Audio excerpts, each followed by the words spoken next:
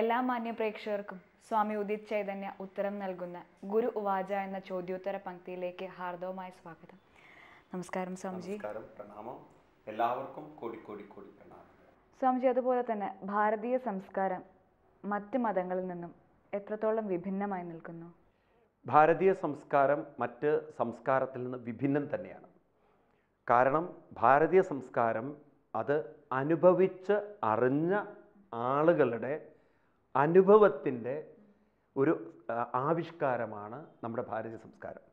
ഒന്ന് വ്യക്തമായി പറഞ്ഞാൽ, ജീവിതത്തിൻ്റെ പരമസത്യം, മനസ്സിൻ്റെ വികാസം, മനസ്സിൻ്റെ പിന്നിലുള്ള അന്തരാത്മാവിനെ ധ്യാനത്തിലൂടെയും മറ്റും സാക്ഷാത്കരിച്ച ആളുകൾ ആ ഒരു വികാസത്തിലേക്ക് പോയ മാർഗങ്ങൾ, ഉണ്ടായ അനുഭവം അവർ ശിഷ്യന്മാർക്ക് പറഞ്ഞു കൊടുത്ത് പിന്നീട് അതങ്ങനെ പ്രചരിക്കപ്പെട്ട് ഇവിടെ ശാസ്ത്രങ്ങളായി മാറി. അപ്പം അതുകൊണ്ട് മോക്ഷം എന്നൊക്കെ പറയുന്നത് അവരെ സംബന്ധിച്ച് സ്വന്തം അനുഭവമാണത്.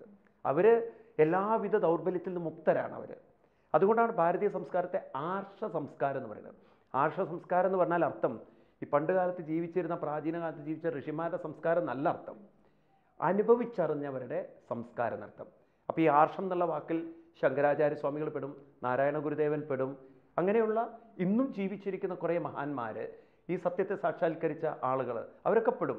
ഇപ്പോൾ ഈ ആർഷ സംസ്കാരം അതിൻ്റെ ഭാഗവാക്കുകളാണ് നമ്മളൊക്കെ. അപ്പം നാളെ നിങ്ങളും ഒരു ആർഷനാവാം. ഈ സത്യം സാക്ഷാത്കരിച്ചാൽ നിങ്ങളും ഒരു ഋഷി തുല്യരായി കഴിഞ്ഞു. നമുക്കറിയാം സ്ത്രീ പുരുഷ ഭേദം ഭാരതത്തിലില്ല എന്നുള്ളത്. കാരണം ആണിനെ പോലെ തന്നെ ആധ്യാത്മിക തലത്തിൻ്റെ ഉന്നതിയിലെത്താൻ സ്ത്രീകൾക്ക് സാധിക്കും എന്ന് തെളിയിച്ച എത്രയോ സ്ത്രീകൾ നമുക്കുണ്ട്, അല്ലേ?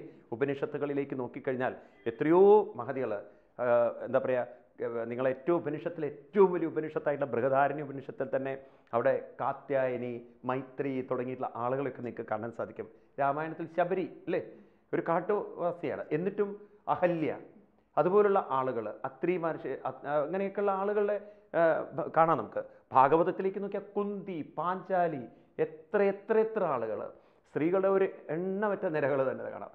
അതുകൊണ്ട് ഭാരതീയരെ സംബന്ധിച്ച് എല്ലാവർക്കും ആർഷനായിത്തീരാൻ സാധിക്കും. അപ്പം അതുകൊണ്ട് ആർഷ സംസ്കൃതിയാണ് നമ്മുടെ, അനുഭവിച്ചറിഞ്ഞ ആളുകളുടെ സംസ്കൃതിയാണ്. മറ്റ് സംസ്കാരം ഒരിക്കലും ആർഷ സംസ്കൃതിയല്ല. കാരണം അൾട്ടിമേറ്റ് എയിം തന്നെ സ്വർഗത്തിലേക്ക് പോകലാണ്. അപ്പം സ്വർഗമുണ്ടോ എന്നതിന് തന്നെ തെളിവില്ല. പിന്നെ സ്വർഗത്തിലേക്ക് പോകാനും അവർക്ക് സ്വാതന്ത്ര്യമില്ല.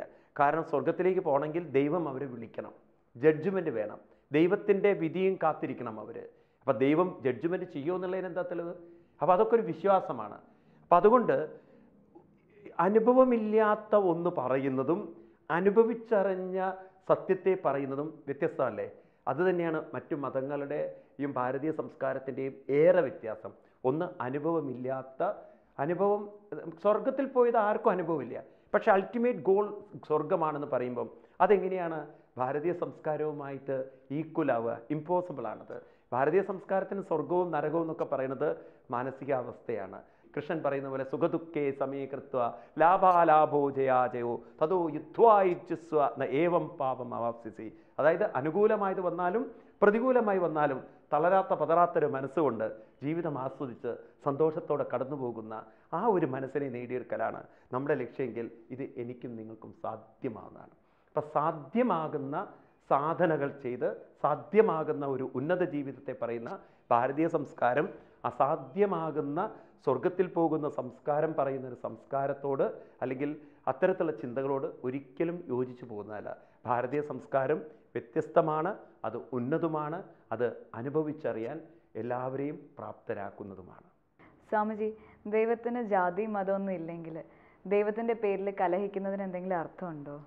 തീർച്ചയായിട്ടും അതൊരു മനുഷ്യൻ്റെ വികലമായ ചിന്തകളിൽ നിന്നും ഉണ്ടായ തെറ്റായ ബോധമാണ് ദൈവത്തിൻ്റെ പേരിലുള്ള കലഹം. ദൈവത്തിൻ്റെ പേരിൽ കലഹിക്കുന്നതന്നെ ദൈവനിന്ദയാണ്. ഭാരതത്തിൽ ഋഷീശ്വരന്മാർ പറയും, മറ്റൊരാളെ നിങ്ങൾ വേദനിപ്പിക്കുന്നു എങ്കിൽ നിങ്ങൾ ദൈവത്തെ നിന്ദിക്കുന്നവരാണ്. അപ്പം മറ്റൊരു മനസ്സിന് കൊടുക്കുന്ന വേദന ആ അന്തരാത്മാവിന് കൊടുക്കുന്ന വേദനയാണെന്നും ഭാരത സംസ്കാരം നമ്മളെ പഠിപ്പിക്കുകയാണ്. അതുകൊണ്ട് ഭാരത ഋഷീശ്വരന്മാർ പറയുന്ന ചില വാക്കുകൾ, മാ വിദ്വിഷാവഹേ, ഞാൻ ആരെയും വെറുക്കാതിരിക്കട്ടെ. എനിക്ക് ഇവിടുത്തെ ഗവൺമെൻറ്റിനോട് പറയാനുള്ളത്, ഇത്തരത്തിലുള്ള പ്രാർത്ഥനകൾ, അതായത് ഈ തരത്തിലുള്ള ചിന്തകൾ കുട്ടികളെ കൊണ്ട് പ്രാർത്ഥിപ്പിക്കേണ്ടതുണ്ട്, അല്ലേ? മാ വിദ്വിഷാവഹേ സഹനാവവതു സഹനോ പുനക്തു. നാം ഒരുമിച്ചുയരട്ടെ, നാം ഒരുമിച്ച് തേജസ്വികളാവട്ടെ, നാം ഒരുമിച്ച് പങ്കുവെക്കുന്നവരാവട്ടെ, നാം പരസ്പരം വെറുക്കാതിരിക്കട്ടെ. ഒന്ന് ആലോചിച്ച് നോക്കുക പ്രാർത്ഥനയുടെ മഹത്വം. അതേപോലെ തന്നെ നമ്മുടെ ഋഷീശ്വരന്മാർ പറയുന്ന പ്രാർത്ഥന നോക്കൂ. ഞാൻ മറ്റൊരു മതത്തിലും കണ്ടിട്ടില്ല ഇങ്ങനെയുള്ള പ്രാർത്ഥന പറയുന്നത്. ലോകാ സമസ്ത സുഖിനോ ഭവന്തു. ഞാനും എൻ്റെ കുടുംബവും നേരെയാവട്ടെ എന്നല്ല, ഞാനും എൻ്റെ മതവിഭാഗവും നേരെയാവട്ടെ എന്നല്ല, ലോകത്തിലുള്ള എല്ലാവരും സുഖികളായിത്തീരട്ടെ, ആയുരാരോഗ്യമുള്ളവരായിത്തീരട്ടെ എന്ന് പറയുന്ന യൂണിവേഴ്സൽ പ്രാർത്ഥനകൾ അത് ഭാരതത്തിന് മാത്രം സംഭാവനകളാണ്. അതുകൊണ്ട് ഒരാളെയും നാം വേദനിപ്പിക്കുവാനോ ചൂഷണം ചെയ്യുവാനോ പാടുള്ളതല്ല. മതചൂഷണങ്ങളും ദൈവനിന്ദയാണ്. കാരണം മറ്റൊരാളുടെ മനസ്സിനെ നിങ്ങൾ എന്തിനു മാറ്റി, മനസ്സിലുള്ള ആ വിചാരങ്ങളെ നിങ്ങൾ തെറ്റെന്ന് പറയണം? വളരെ തെറ്റായ മതസംസ്കാരങ്ങൾ പലരും പ്രചരിപ്പിക്കുന്നു. അതുകൊണ്ട് ഞാൻ ഇത്തരം മതവിഭാഗക്കാരോടൊക്കെ എനിക്ക് പറയാനുള്ളത്, ഭാഗവതത്തിലൊരു ഇതുണ്ട്. ഭാഗവതത്തിൽ പറയും ദിഷതപ്പരകായേ മാമാനിനോ ഭിന്നദർശിന. അതായത് ഞാൻ എല്ലാവരിലും അന്തരാത്മാവാണെന്ന സത്യം അറിയാതെ നിങ്ങൾ മറ്റൊരാളെ ഭിന്നനായി കണ്ട്, അതായത് ഭിന്നത എന്ന് പറഞ്ഞു കഴിഞ്ഞാൽ അവർ വേറൊരു മതവിഭാഗത്തിലാണ്, അവർ താഴ്ന്നവരാണ്, നിങ്ങളെന്തോ ഉത്കൃഷ്ടരാണെന്നുള്ള ചിന്തയോട് കൂടിയിട്ട് അവരെ നിങ്ങൾ ദ്വേഷിക്കുന്നുവെങ്കിൽ, അവരുടെ ഉള്ളിലുള്ള സംസ്കാരത്തെ നിങ്ങൾ വേദനിപ്പിക്കുന്നുവെങ്കിൽ നിങ്ങൾ ഒരിക്കലും ശാന്തി അർഹിക്കുന്നില്ല. നിങ്ങൾ ഈശ്വര നിന്ദകന്മാരാണ്. നമ്മുടെ ഋഷിമാർ പഠിപ്പിക്കുന്ന മറ്റൊരു ശ്ലോകം നോക്കൂ നിങ്ങൾ. മനസാ ഭൂതാനി പ്രണമേതെന്നാണ്. മനസ്സുകൊണ്ട് ഭൂതങ്ങളെ പ്രണമിക്കൂ. കാരണം ഈശ്വരോ ജീവകലയാ പ്രവിഷ്ടോ ഭഗവാനിധി. ഈശ്വരൻ എല്ലാവരിലും പ്രവേശിച്ചിരിക്കുന്നു. അതുകൊണ്ട് എല്ലാവരെയും പ്രണമിക്കൂ. അതുകൊണ്ടാണ് നമ്മൾ നമസ്തേ എന്ന് പറയുന്നത്. കൈകൂപ്പിക്കൊണ്ട് നമസ്തേ എന്ന് പറയുമ്പോണ്ടല്ലോ, ഈ പറയുന്നതിലൊരു വലിയ അർത്ഥമുണ്ട്. ഈ വലത് കൈയും ഇടത് കൈയും ഇത് ഒരേ പരമാത്മാവിൻ്റെ, ഒന്ന് പരമാത്മാവും ഒന്ന് അതിൻ്റെ അംശമായ ജീവാത്മാവും, ഇത് രണ്ടും ചേർന്നുകൊണ്ട് പ്രണമിക്കുന്ന സമയത്ത് നിങ്ങളിലും എന്നിലും ഒരേ പരമാത്മാവാണ്, ഒരേ പരമാത്മാവിലാണ് നമ്മൾ രണ്ടുപേരും നിൽക്കുന്നത്. മനസ്സിലാക്കാൻ പ്രയാസമില്ല. നമ്മൾ ഗ്രാവിറ്റി കാണുന്നില്ല, ഉണ്ടോ? ഭൂമിയുടെ ഗ്രാവിറ്റിയിലാണ് നമ്മൾ നിൽക്കുന്നത്, ഒരേ ഗ്രാവിറ്റിയിലാണ് നമ്മൾ നിൽക്കുന്നത് എന്ന് പറയുന്ന പോലെ എന്തുകൊണ്ട് നമുക്ക് ഒരേ പരമാത്മാവിലാണ് നമ്മുടെ ചിന്തകൾ നിൽക്കുന്നതെന്ന് മനസ്സിലാക്കിക്കൂടാ? അങ്ങനെ ഉൾക്കൊള്ളുമ്പോൾ ഞാൻ എങ്ങനെയാണ് നിങ്ങളെ വേദനിപ്പിക്കുക, ഞാൻ എങ്ങനെ നിങ്ങളെ എക്സ്പ്ലോയിറ്റ് ചെയ്യും? അപ്പോൾ ആ ഒരു ഉന്നത ചിന്തകൾ ഇല്ലാതെ പോയത് കൊണ്ടാണ് മറ്റ് മതങ്ങൾ വളരെയധികം എന്താ പറയുക, ഈ തരത്തിലുള്ള മതപരിവർത്തനങ്ങളുടെയും അക്രമങ്ങളുടെയൊക്കെ പാതകൾ സ്വീകരിച്ചത്. ഭാരതത്തിൻ്റെ സംസ്കാരം നോക്കുകയാണെങ്കിൽ ഭാരതം അങ്ങനെ ആരെയും ആക്രമിച്ചിട്ടില്ല. ഭാരതീയ സംസ്കാരം ഏറ്റവും ഉന്നതവും ഉത്കൃഷ്ടവും തന്നെയാണ്. അതുകൊണ്ട് ദൈവത്തിൻ്റെ പേരിൽ ഒരിക്കലും മനുഷ്യനെ നിങ്ങൾ നശിപ്പിക്കരുത്, കലഹിക്കരുത്. കാരണം നിങ്ങൾ മറ്റൊരാളെ വേദനിപ്പിക്കുന്നുവെങ്കിൽ നിങ്ങളുടെ മനസ്സ് ദൈവനിന്ദയിൽ ജീവിക്കുകയാണ്. നിങ്ങൾ അറിയുന്നില്ല, നിങ്ങൾ ചെയ്യുന്ന പ്രവൃത്തിയുടെ അനന്തരഫലം നിങ്ങളെ കാത്തിരിക്കുന്നുണ്ട്. ഒരു ദൈവത്തിനും നിങ്ങളെ രക്ഷിക്കാൻ സാധ്യമല്ല. കാരണം അങ്ങനെ ഒരു ദൈവം പുറത്തില്ല. കർമ്മത്തിൻ്റെ ഫലം കർമ്മം ചെയ്യുന്നവനെ വേട്ടയാടും. കാലം അത് തിരിച്ചെത്തിക്കും. ഇത് നിങ്ങൾ മറക്കാതിരിക്കൂ. നിങ്ങൾ ദൈവം ഒരു അവാർഡ് തരുമെന്ന് പറഞ്ഞിട്ട് നിങ്ങൾ വാർഡിലാകുന്ന അവസ്ഥയാക്കരുത് നിങ്ങളുടെ ജീവിതം. അതാണ് എനിക്ക് നിങ്ങളോട് പറയാനുള്ളത്. നല്ലൊരു സംസ്കാരം ഉൾക്കൊണ്ട് ജീവിക്കാൻ എല്ലാവർക്കും സാധിക്കട്ടെ. സ്വാമിജി, ഭക്തി കൂടുന്തോറും ചിലരിൽ കുടുംബ ഉത്തരവാദിത്വം കുറഞ്ഞു വരുന്നുണ്ട്. ശരിക്കും ഉത്തരവാദിത്വം കുറയലാണോ ഭക്തി? ശരിയാണത്. പലപ്പോഴും പലരും ഭക്തിയുടെ പേരിൽ ആവേശം കാണിച്ച് സ്വന്തം ഭാര്യയും മക്കളെയൊക്കെ മറന്നുപോയി വെറും ഭക്തിയിൽ, മൂത്ത ഭക്തി എന്നൊക്കെ നമ്മൾ പറയാറുണ്ട്, അങ്ങനെയൊക്കെ ജീവിച്ചു പോകാറുണ്ട് ചിലർ. പലപ്പോഴും ഇത് തെറ്റിദ്ധാരണകൾ പലരിലും ഉണ്ടാക്കാറുണ്ട്. കാരണം ഭക്തിയുള്ളവരൊക്കെ എങ്ങനെയാണോ ജീവിക്കുക എന്നുള്ളത്. അതുകൊണ്ടായിരിക്കാം പലപ്പോഴും ഭക്തിയിലേക്ക് കൂടുതൽ അടുക്കുമ്പോൾ വീട്ടുകാർ പറയും കൂടുതലൊന്നും ഭക്തി വേണ്ട, കാരണം ഭക്തി കൂടിക്കഴിഞ്ഞാൽ പ്രശ്നങ്ങളാണെന്നുള്ളത്. അപ്പോൾ അതുകൊണ്ട് ഇതിനെക്കുറിച്ചൊരു ധാരണ നമ്മുടെ ആളുകൾക്ക് വേണ്ടതായിട്ടുണ്ട്. പലപ്പോഴും നമ്മൾ ഭക്തി എന്ന് പറയുന്നത് ഒരു വികാര പ്രകടനമായിട്ടാണ് ഇന്ന് നാം കാണുന്നത്. അതായത് ഒരു അമ്പലത്തിൽ പോയി കുറച്ച് ദിവസം കഴിയുമ്പം അവിടെ ഉണ്ടാകുന്ന ആ അന്തരീക്ഷത്തോടുള്ള അമിതമായൊരു ആകർഷണം, ഇത് പള്ളിയിലും ആവാം, അങ്ങനെ ഒരു ആകർഷണം വന്ന് അതിലങ്ങനെ മനസ്സ് വെച്ച് ബാക്കി എല്ലാ സ്ഥലകാലങ്ങളും മറന്ന് അതിൽ തന്നെ മുഴുകിപ്പോകുന്ന ഒരുതരം അന്ധമായ ഭക്തി. ഇത് അവരറിയുന്നില്ല, ഇതവരുടെ വികാരങ്ങളുടെ ഭക്തിയാണെന്ന്. ഭക്തി ഒരിക്കലും വികാരമല്ല. ഭക്തി വിചാരത്തിലൂന്നിയതാണ്, വിവേകത്തിലൂന്നിയതാണ്. അതായത് ഭക്തിയിൽ 3 ഭാഗങ്ങളാണ്. 1 വിവേകം, 2 അർപ്പണം, 3 അനുഭൂതി. ഈ 3 തലങ്ങളുണ്ട് ഭക്തിയിൽ. അതായത് വിവേകം എന്ന് പറഞ്ഞാൽ താൻ ഏതൊരു വിഗ്രഹത്തിനെയോ അല്ലെങ്കിൽ ഏതൊരു പള്ളിയിലാണോ പോകുന്നത്, അപ്പോൾ അവിടെ പോകുന്ന സമയത്ത് തന്നെ മനസ്സിലാക്കണം, താൻ ആരാധിക്കുന്ന ഈശ്വരൻ ആ അമ്പലത്തിലോ പള്ളിയിലോ അല്ല, തൻ്റെ അന്തരാത്മാവാണ്. ഇത് വിചാരം കൊണ്ടേ ഉറപ്പിക്കാൻ പറ്റുള്ളൂ, വിവേകം കൊണ്ടേ ഉറപ്പിക്കാൻ പറ്റുള്ളൂ. ആ ഒരു വിവേകത്തിൽ അവിടെ പോയി കഴിഞ്ഞാൽ ഇമോഷണൽ ആവില്ല നമ്മൾ. ഇനി എന്ത് വേണം? കുറച്ചു നേരം ധ്യാനത്തിലും ജപത്തിലൂടെയും തന്നെ മനസ്സിനെ ആ ഒരു പരമാത്മ തത്വത്തിലേക്ക് അല്ലെങ്കിൽ അന്തരാത്മബോധത്തിലേക്ക് ഉറപ്പിച്ച് അതിൽ മനസ്സിനെ കുറച്ചു നേരം ലയിപ്പിക്കുവാനോ അർപ്പിക്കുവാനൊക്കെ സാധിച്ച് ചെറിയൊരു അനുഭൂതിയുടെ തലത്തിലേക്കെങ്കിലും ഉയരാൻ സാധിക്കുമ്പോൾ ആ വ്യക്തികൾക്ക് കൂടുതൽ ഉത്തരവാദിത്വ ബോധം ഉണ്ടാവുകയാണ് ചെയ്യുക. അവർ സമൂഹത്തിൽ നിന്ന് അകലുകയല്ലേ ചെയ്യുക, അവർക്ക് സമൂഹബോധം കൂടുക ചെയ്യുക. കാരണം താൻ ഉയർന്നതുപോലെ മറ്റുള്ളവരെയും ഉയർത്തണം എന്നുള്ളത്. ഇപ്പോഴത്തെ ഭക്തി ഉയർത്തുന്ന ഭക്തിയല്ല, അകന്നു പോകുന്ന ഒരുതരം ഒളിച്ചോടുന്ന ഭക്തിയാണ്. ഇതൊരു തരം ജീവിത പ്രശ്നങ്ങളെ നേരിടാൻ തൻ്റെ ഇടമില്ലാത്ത ഒരു തരം ഭീരുക്കളുടെ ഭക്തിയാണ് ഇന്ന് നമ്മൾ കാണുന്നത്. നമ്മളൊരു വികാരത്തിൽ നിന്നും വിവേകത്തിലേക്ക് ഉയരുന്നവരായി തീരണം, അല്ലേ? ശരിയല്ലേ അത്? കാരണം ഇന്ന് വികാരത്തെ ഇളക്കി വിടാനാണ് കൂടുതൽ ആളുകളുള്ളത്. അമ്പലങ്ങളിൽ പോലും ഒരു തരം വികാരങ്ങളെ ഇളക്കി വിടുന്ന സ്ഥലങ്ങളായി മാറുകയാണ്. ചില പള്ളികളൊക്കെ നിങ്ങൾ കണ്ടിട്ടുണ്ടാവും, ആൾക്കാർക്ക് ഹല്ലേലൂയ പറയുന്ന സമയത്ത് ദൈവം ആവേശിക്കലും പ്രവേശിക്കലും ഒക്കെ ഇതൊക്കെ ഒരു തരം ഒരു തട്ടിപ്പ് തന്നെയാണത്. ഇതുപോലെ ചില അമ്പലങ്ങളിൽ നിങ്ങൾക്ക് കാണാം, ഇതാ ദൈവം കയറി ദൈവം കയറി ദൈവം കയറി എന്ന് പറഞ്ഞിട്ട്. ഈ ദൈവം കയറലും മറ്റുള്ളതൊക്കെ മനുഷ്യൻ്റെ, എനിക്ക് തോന്നുന്നു, സൈക്കോളജിക്കൽ പ്രശ്നങ്ങളാണെന്നുള്ളത്. കാരണം എല്ലാവർക്കും ദൈവമൊന്നും കയറുന്നില്ല, ചിലർക്ക് മാത്രമേ കയറുന്നുള്ളൂ. കയറുന്നവർക്കൊക്കെ പ്രശ്നങ്ങളുമുണ്ട്. അപ്പം പ്രശ്നമുള്ളവരിലാണ് ദൈവം കയറുന്നതെന്ന് വെച്ചാൽ ദൈവത്തിന് കാര്യമായ എന്തോ ഒരു പ്രശ്നമുണ്ട്. കാരണം പ്രശ്നമുള്ള ദൈവമേ പ്രശ്നമുള്ളവരിൽ കയറുള്ളൂ, നല്ല ദൈവമൊന്നും ഒരാളിലും കയറുന്നില്ല, അല്ലേ? ശരിയല്ലത്? ഇതൊക്കെ വളരെ ചൂഷണം ചെയ്ത് പാവം ആളുകളുടെ ഈ മാനസികമായ നിലകളെ തെറ്റിച്ച് അവസാനം ഭ്രാന്തായി പോകുന്ന എണ്ണം എത്രയാണ് നമുക്ക് കാണാം സമൂഹത്തിൽ. അതുകൊണ്ട് ഇത്തരത്തിലുള്ള ആവേശഭക്തികളൊക്കെ അവസാനം അവശഭക്തികളാക്കി മാറ്റും. നിങ്ങളൊരു അവശരായി ഹോസ്പിറ്റലിൽ കിടക്കേണ്ട അവസ്ഥ വരരുത്.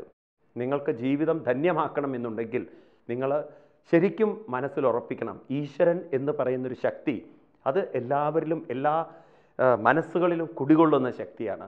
അത്ര ഒരു ബോധം വേണം. ഈശ്വരനെ നിങ്ങളൊരു വ്യക്തിയായി കാണരുത്, ഈശ്വരനെ നിങ്ങളൊരു സ്വർഗത്തിലിരിക്കുന്ന ആളായി കാണരുത്.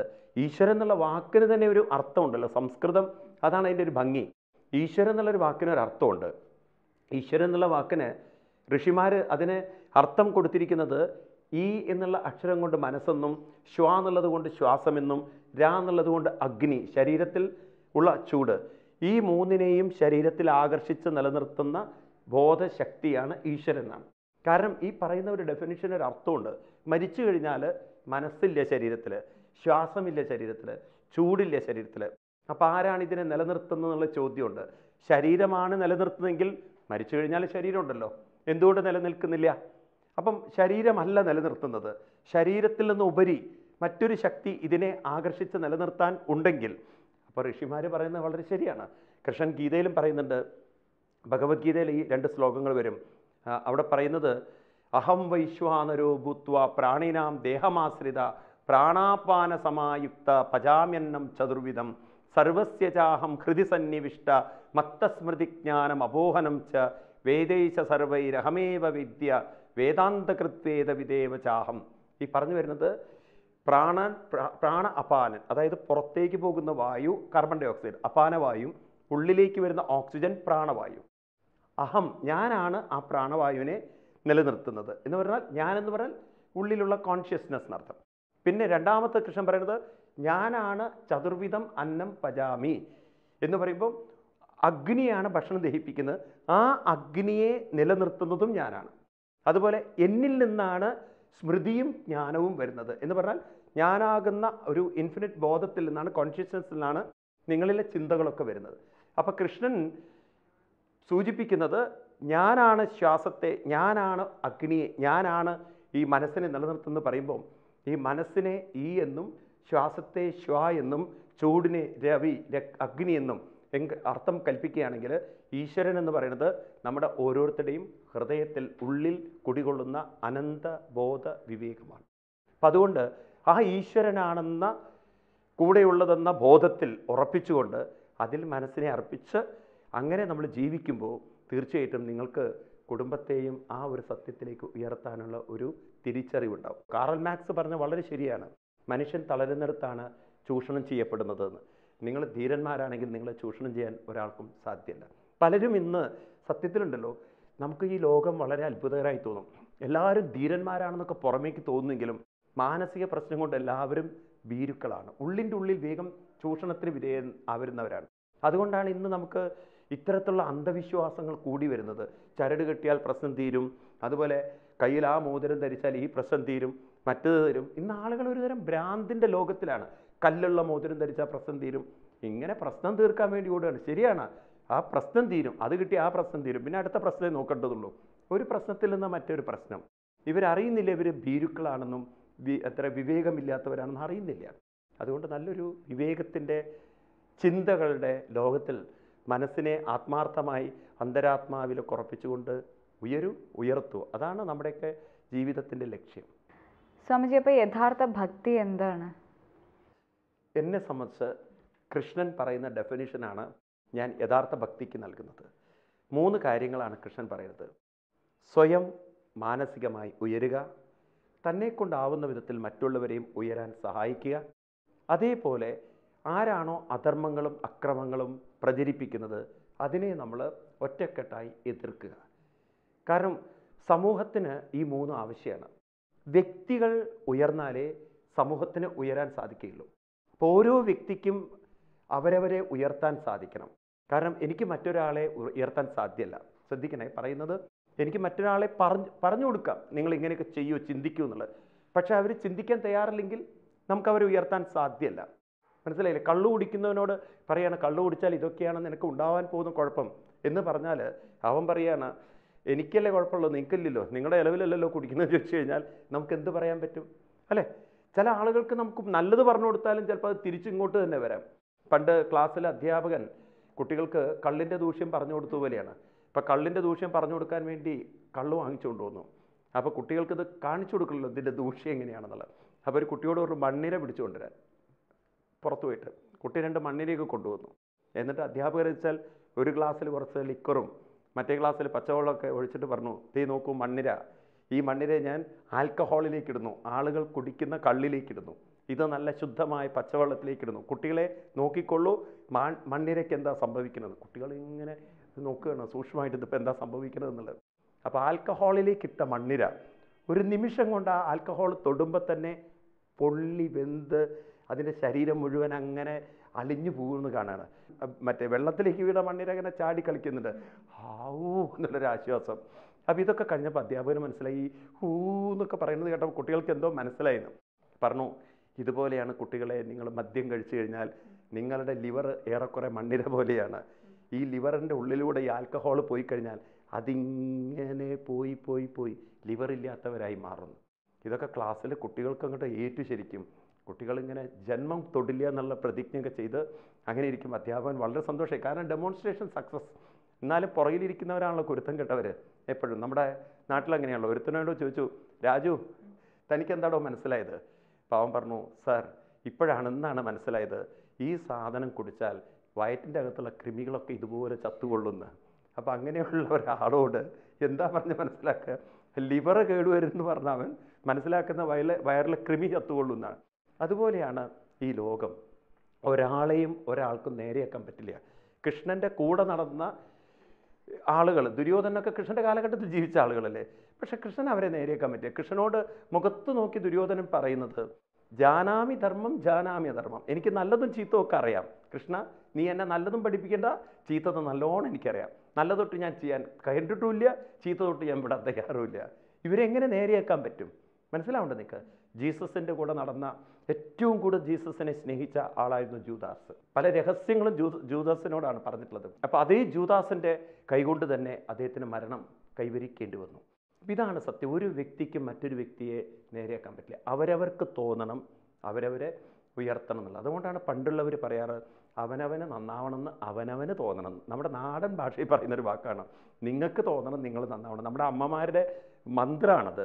നിന്നെ നന്നാക്കാൻ ഞങ്ങൾക്ക് പറ്റില്ലേ കുട്ടാ, നീ വേണമെങ്കിൽ നീ നിനക്ക് നന്നായിക്കോ എന്ന് പറയുമ്പോൾ അവർക്കറിയാം അവർക്ക് നമ്മളെ നന്നാക്കാൻ പറ്റില്ല എന്നുള്ളത്.